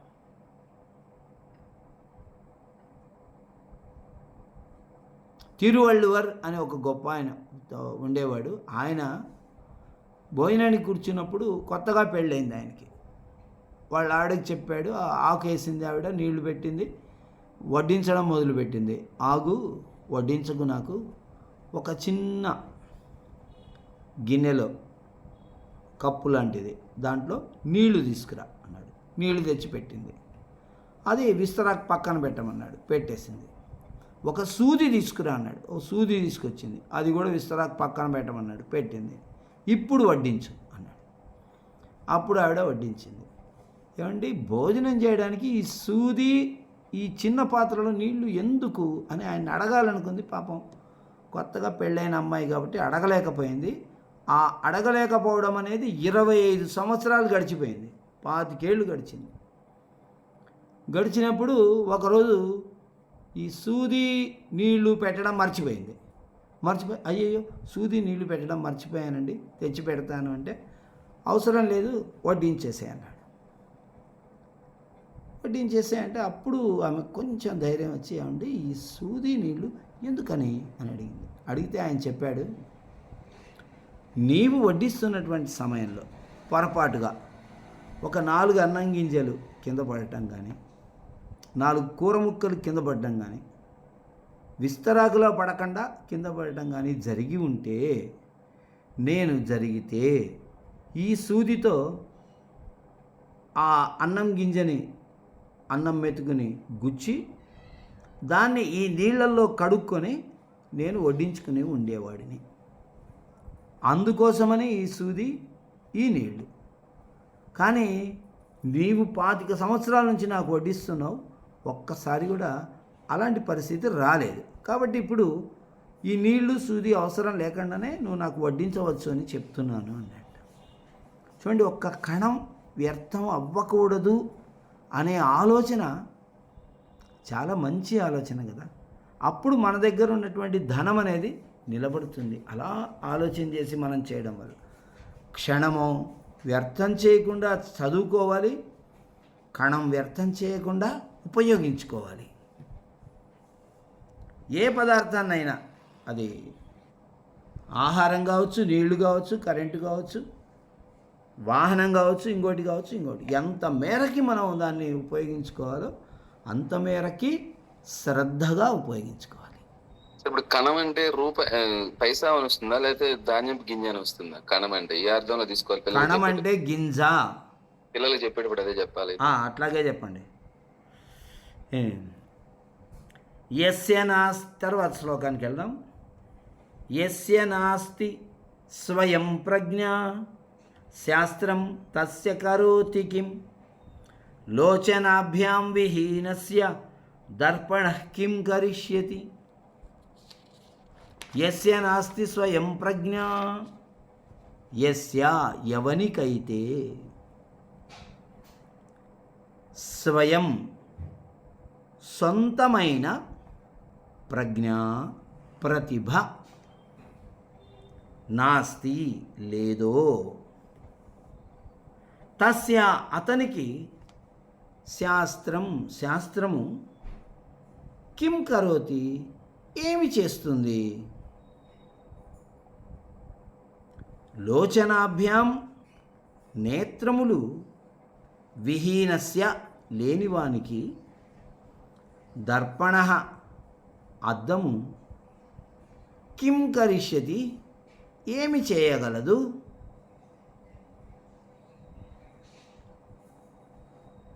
అద్దము ఎప్పుడు ఒకే పని చేస్తూనే ఉంటుంది నిరంతరం.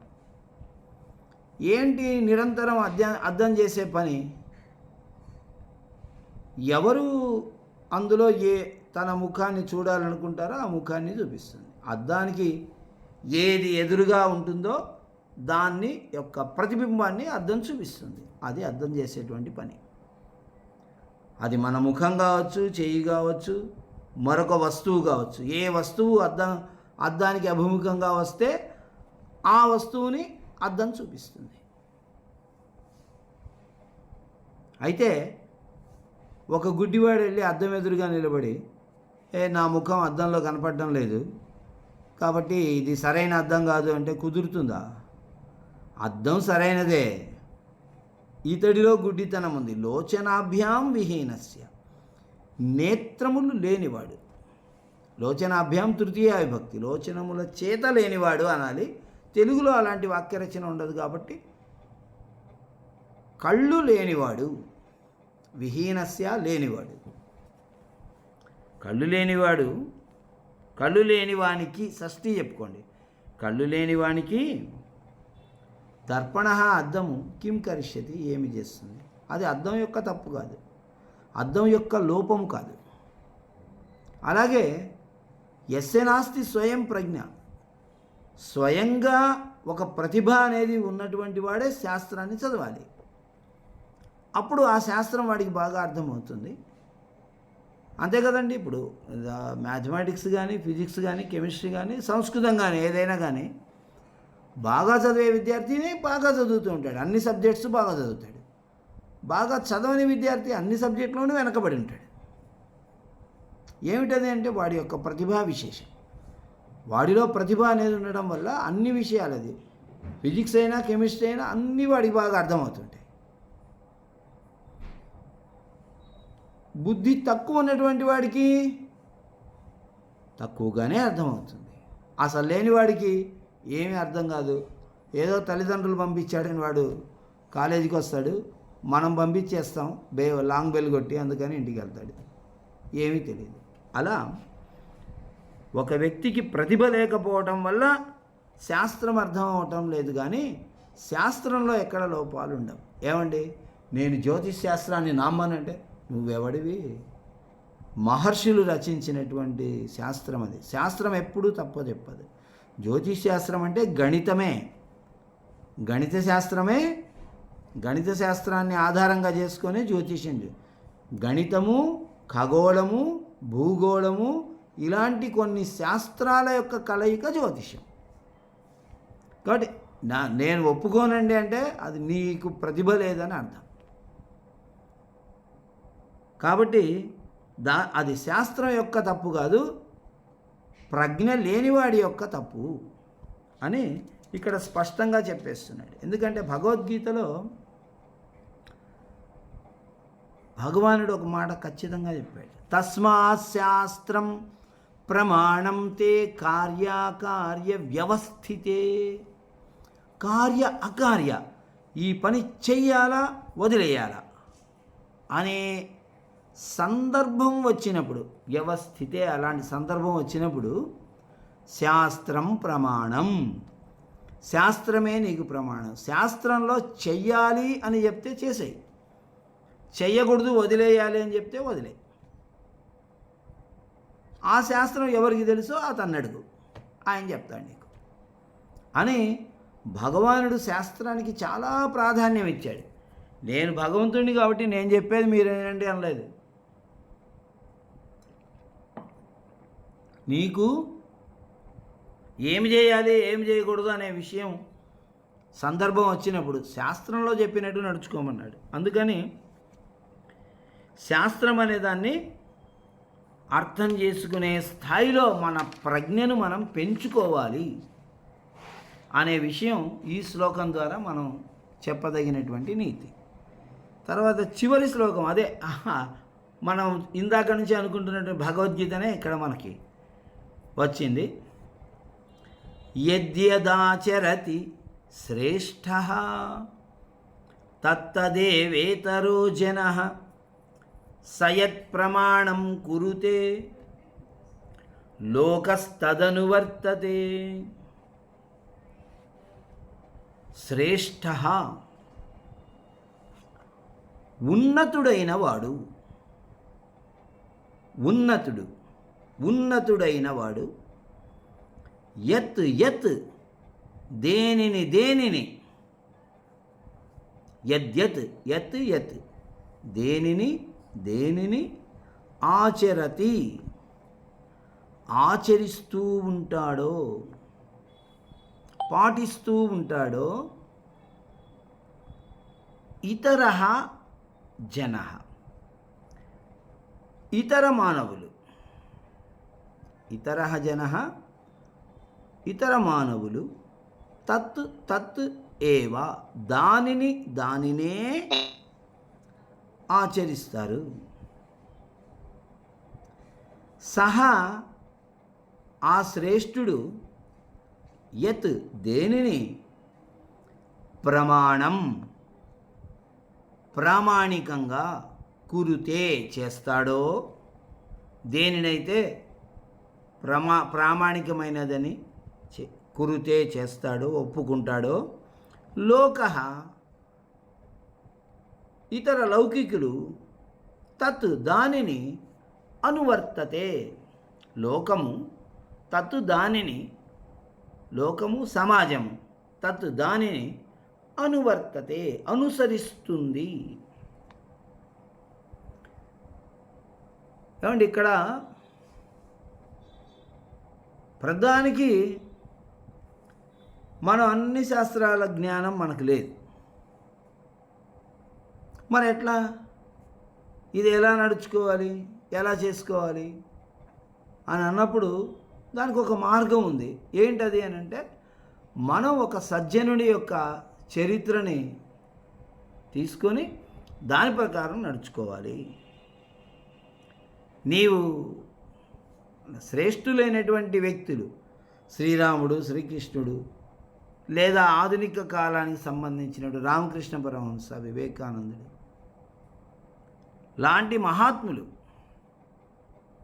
వాళ్ళు వాళ్ళ యొక్క జీవితంలో ఏ విధమైనటువంటి సుఖదుఖాలను అనుభవించారు, ఏ సందర్భాల్లో ఎలా ప్రవర్తించారు, ఎలా తమ జీవితాన్ని పండించుకున్నారు అనేటువంటి విషయాన్ని తెలుసుకొని దాన్ని అనుసరించాలి. అది మనకు శ్రేయస్సును ఏర్పాటు చేస్తుంది. అలాగే జరుగుతుంది కూడా లోకంలో, మంచి అయినా చెడైనా కూడా. ఒక శ్రేష్ఠుడైనటువంటి వ్యక్తి దేన్ని ప్రమాణంగా చూపిస్తాడో, ఇది ఇట్టాగే చేయాలని ఏదైతే చెప్తాడో, లోకమంతా దాన్నే అనుసరిస్తుంది. ఒక తండ్రి ఉన్నాడు అనుకోండి, తల్లిదండ్రులు, ఒక ఆయన ఇంటికి వస్తుంటాడు. వస్తూ ఉంటే ఈయన ముందుగానే, సుబ్బారావు గారు వస్తున్నారు కానీ నేను ఇంట్లో లేనని చెప్పు అని కొడుక్కు చెప్తాడు. అని చెప్పి ఈయన ఎక్కడో లోపలికి వెళ్తాడు. ఆ అబ్బాయి ఏం చేస్తాడు, అంకుల్ మా నాన్నగారు లేరండి, ఆయన ఎక్కడికి వెళ్ళారా, మార్కెట్కి వెళ్ళారండి, ఎప్పుడు వస్తారో తెలియదండి. ఈయన ఆడమని చెప్పింది ఒక అబద్ధమే, కానీ దానికి లింక్ అక్కడ ఏర్పడింది. అవతల వ్యక్తి ప్రశ్నించడం వల్ల ఇంకొక 4 అబద్ధాలు చెప్పాల్సి వచ్చింది వీడు. అలా 2-3 సందర్భాలలో తండ్రి ఏం చేస్తాడు, ఫోన్ చేశాడు అనుకో, అరే ఆయన ఫోన్ చేస్తాడు కానీ మా నాన్న సెల్ ఇంట్లో మర్చిపోయి బయటికి పోయాడని చెప్పరా అంటాడు. వీడి సెల్ ఫోన్ ఎత్తి, మా నాన్న సెల్ ఇంట్లో పెట్టేసి వెళ్ళాడు, ఆయన లేడు అని చెప్పేస్తాడు. ఇలా విద్యార్థికి ఒక పిల్లాడికి తల్లిదండ్రులు దగ్గరుండి అబద్ధం చెప్పడం అనేది నేర్పిస్తున్నారు. బస్సు ఎక్కినప్పుడైతే మరీను, అరే కండక్టర్ వస్తాడు కానీ నువ్వు 3వ తరగతి అని చెప్పరా, నువ్వు 2వ తరగతి అని చెప్పరా, 5వ తరగతి చదువుతున్న కుర్రాన్ని ఆఫ్ టికెట్ కొట్టించడం కోసం, అరే నువ్వు 2వ తరగతి అని చెప్పాలి ఆయన వస్తే అని ముందే రిహార్సల్ చేపించేస్తాడు చెప్పి. ఇలా పిల్లాడికి అబద్ధం ఆడడం అలవాటయ్యి రేపెప్పుడైనా సందర్భంలో వాడి కోసం వాడు అబద్ధం ఆడాడనుకో, పిల్లాడు వాణి అవసరం కోసము తండ్రి దగ్గర అబద్ధం చెప్పాడు. ఈ విషయం తండ్రికి తెలిసిపోయింది, వీడు అబద్ధం చెప్తున్నాడు అని. అబద్ధం ఆడతావట్రా వేధవా, మేము ఇంత కష్టపడి నిన్ను చదివిస్తుంటే మాకు అబద్ధాలు చెప్తామని, మమ్మల్ని మోసం చేస్తామని ఇవని వాడిని దండిస్తాడు. ఎలా అండి ఇది? అబద్ధాలు ఆడడం నేర్పించిండేదే నువ్వే. నీ కోసమైతే వాడు అబద్ధం ఆడాలి, వాడి కోసం వాడు అబద్ధం ఆడకూడదా? చెప్పండి. ఇది యద్యదాచరతి శ్రేష్ఠ అంటే. కొడుక్కి శ్రేష్ఠుడైన ఎవరు? తండ్రి. తండ్రి ఏ బాటలో నడుస్తున్నాడో కొడుకు ఆ బాటలోనే నడుస్తాడు. తండ్రి ఇలా అబద్ధాలు చెప్పి సమాజంలో చాలామందిని మోసం చేస్తూ ఉన్నాడు. కొడుకు ఆ విద్యను తండ్రి దగ్గర నుంచి నేర్చుకొని రేపు పొద్దున మళ్ళీ వాడు అబద్ధమే ఆడతాడు. కాబట్టి ఏవైనా పెద్దలలో లోపాలు అనేటివి ఉంటే అవి పిల్లలకు కనపడకుండా మనం మెయింటైన్ చేయాలి. మానవులం కాబట్టి ఏవైనా మనలో లోపాలు ఉండొచ్చు, బలహీనతలు ఉండొచ్చు, లేదా మనలో లోపాలు బలహీనతలు లేకపోయినా మన పిల్లలు దాన్ని బలహీనతలుగా అనుకోవచ్చు. తండ్రి సెల్ ఫోన్ పట్టుకొని రీల్స్ అన్నీ చూసుకుంటూ పిల్లాడిని సెల్ ఫోన్ పట్టుకోవద్దు అంటే ఎలా వింటాడు? తల్లి కూర్చొని సీరియల్స్ అన్నీ చూసుకుంటూ నువ్వు ఏమి చూడొద్దు ఇంట్లో అంటే యద్యదాచరతి శ్రేష్ఠ తత్తదేవ. నువ్వు పెద్దవాళ్ళు ఇంట్లో ఏ పని చేస్తారో పిల్లలు అదే పని చేస్తారు. తండ్రి రాత్రి 12 గంటల వరకు సెల్ ఫోన్ చూసుకుంటూ కూర్చొని పిల్లాడిని ఏం రంగా నువ్వు నిద్రపోలేదు, సెల్ ఫోన్ కట్టేసి పడకా అంటే వాడు పడుకుంటాడు. ఏంది? నువ్వు చేసే పనే నీ పిల్లాడు చేస్తున్నాడు అక్కడ. కాబట్టి ఆ విషయమే ఇక్కడ స్పష్టంగా చెప్పాడు, భగవానుడు చెప్పాడు. అర్జున యద్యత్ ఆచరతి శ్రేష్ఠ, సమాజంలో శ్రేష్ఠుడు అనిపించుకున్నటువంటి ఒక వ్యక్తి, ఉన్నతుడు సమున్నతుడు అనిపించుకునేటువంటి వ్యక్తి యత్ దేనిని ఆచరిస్తాడో దాన్నంతా సమాజం చూస్తూ ఉంటుంది. ఆయన ఇలా చేశారండి, ఆయన ఇలా చేశారండి, ఆయన ఇలా చేశారండి. పిల్లలకు కూడా చూడండి, మీ పిల్లలు ఏ కాన్వెంట్లోనో చదువుతుంటారు. అక్కడ టీచర్ గారు తప్పు చెప్పినా కూడా అరే అది అలా కాదురా ఇలా అని మనం సవరించకపోతే మా టీచర్ గారు చెప్పారు అంటాడు. అంటే టీచర్ గారిని ఓ శ్రేష్ఠురాలుగా భావిస్తున్నాడు వీడు, పెద్ద వ్యక్తి కాబట్టి ఆమె చెప్పిండేదే ప్రమాణం. తల్లిదండ్రులు యొక్క టీచింగ్ అనేది వీడు చూడలేదు కదా, కాబట్టి తల్లిదండ్రులు వీడి దృష్టిలో తల్లిదండ్రులే, టీచర్లు కాదు. టీచర్ చెప్పిండేదే ప్రమాణం వాడికి. కాబట్టి టీచరు తప్పు చెప్పినా కూడా ఒకవేళ ఏదైనా ప్రమాదవశాత్తు ఒకదానికి బదులు ఇంకొకటి చెప్పినా వీడు దాన్నే ప్రమాణంగా తీసుకుంటాడు, కానీ మనం దాన్ని సవరించబోతే ఒప్పుకోడు. కాబట్టి పెద్దలు ఏది ఆచరిస్తారో తర్వాత తరం వాళ్ళు అదే ఆచరిస్తారు. మన పెద్దలు, మన గురువుగారు, మాకు పాఠాలు చెప్పినటువంటి గురువులందరూ కూడా నాయన సంస్కృతాన్ని బోధించాలి, ఎక్కడ రూపాయికి ఆశపడకూడదు, మనం సంస్కృతం నేర్చుకోవాలి, చెప్పాలి, అందుకోసమే చదవాలి. సంస్కృతం అనేది సమాజ ఉపయోగమైనది గురువులు చెప్పారు. అలాంటి గురువుల దగ్గర, వారి పాదాల దగ్గర కూర్చొని నేర్చుకున్నటువంటి విద్య. కాబట్టి అలాంటి పనులే మనం చేస్తుండాలి, అలాంటి పనే మనం చేయాలి. అలాంటి పనులు మన తర్వాత తరాల వాళ్ళు చేసేలా మన ప్రవర్తన ప్రేరేపకంగా ఉండాలి. పిల్లాడికి ఒక మోడల్ దొరకటం లేదు. అబద్ధము ఆడనివాడు, అసత్యము ఆడనివాడు, దొంగతనము చేయనివాడు, దురలవాటు లేనివాడు, అలాంటి వాడు కనపడటం లేదు. ఎక్కడున్నాడు సమాజంలో? అలాంటి వ్యక్తి కోసం వీడు ఆలోచన చేస్తుంటాడు. అలాంటి వ్యక్తి కనపడితే వాడిని వీడు మోడల్గా తీసుకుంటాడు. సినిమాలోకి వెళ్తే హీరోలు కూడా ఒకడు ఈడియట్, ఒకడు పోకిరి, ఒకడు ఇంకొకటి. వాడు ఇంత పెద్ద బాటిల్ చేతిలో పట్టుకొని పక్కన ఇంత పెద్ద సిగరెట్ పెట్టుకొని చాలా దుర్మార్గమైనటువంటి ఆ పబ్బులో ఇంకవన్నీ చెప్పలేం మనం. అలాంటి సన్నివేశంలో కనిపిస్తూ ఉండే పిల్లాడికి వాడి అభిమాన హీరో. పిల్లాడికి మరి యజ్ఞదాచరతి శ్రేష్ఠ అంటే ఎవరున్నారు? అలాంటి మోడల్ ఎవరున్నారు? ఐకాన్ ఎవరున్నారు? ఏ రాముడు కృష్ణుడు అంటే కుదరదు. ఇప్పుడు కళ్ళెదురుగా కనిపించే వ్యక్తి కావాలి. ఆ వ్యక్తి సంస్కృత ఉపాధ్యాయుడు కావాలి. సంస్కృతం చదువుకున్న వాళ్ళందరూ స్వార్థపరులు.